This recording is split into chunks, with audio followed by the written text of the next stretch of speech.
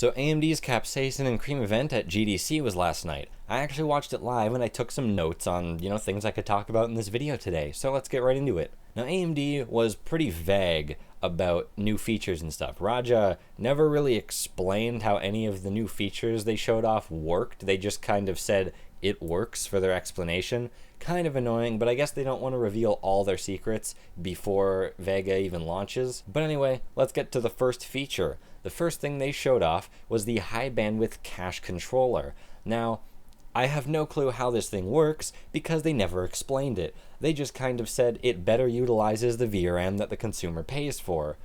Kind of strange phrasing because the way they explained it was AAA games, only utilize. They're not talking about like usage in gigabytes. They said utilize, and they weren't talking about capacity. It was very strange. They said they only utilize the VRAM about 20 to 30% on a good day, and the high bandwidth cache controller will allow you to actually utilize your VRAM 100%. I don't know what they're talking about. Maybe it's the bandwidth, like the bus. Maybe it's something else. They didn't explain. But with the demo they showed off, it helps a lot with minimum frame rates, which will get rid of that stuttering effect when your GPU can't quite keep up when the demand of the game changes frequently. Now the next feature they showed off was rapid packed math. Now most of the time when your GPU is doing calculations in games, it's doing FP32 calculations, which is actually pretty unnecessary. Games don't need to be rendered with such a high level of precision. So what rapid packed math does is it basically takes some aspects of games that don't need to be rendered to such a high degree of precision, and it does them with FP16 calculations instead of FP32. By doing this, you can do basically twice as many calculations in the same amount of time. I kind of wish Raja wasn't so vague about everything, and they would have actually explained a little bit what their features did. I get that they don't want to reveal all their secrets before VEGA launches, but come on guys, just saying it works isn't good enough. Now going back to the beginning of the event, AMD is partnering with some CG companies and with a game engine company to work on a real-time photorealistic VR project called the Sword of Bahubali. Really hope I'm not butchering that name.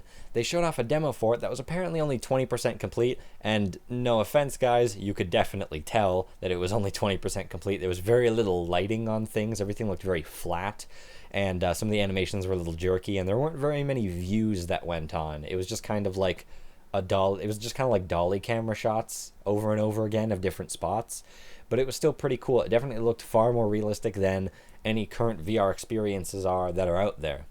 Now this is directly linked to another feature. It's a sort of virtualization thing. Once again, they didn't explain whatsoever what the actual feature was or how it works, but the way they explained it was that multiple users can use the same GPU, I guess, at the same time on a virtualized server. I think that's what they were talking about.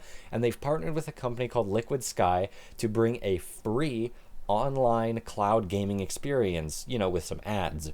So basically, you just watch some ads, or there's ads integrated into your game or whatever, I'm not quite sure, and it lets you play on a high-end VEGA machine for free. Very interesting. I signed up for the beta. Hopefully I can get in. Probably not, though. I think I signed up a little late.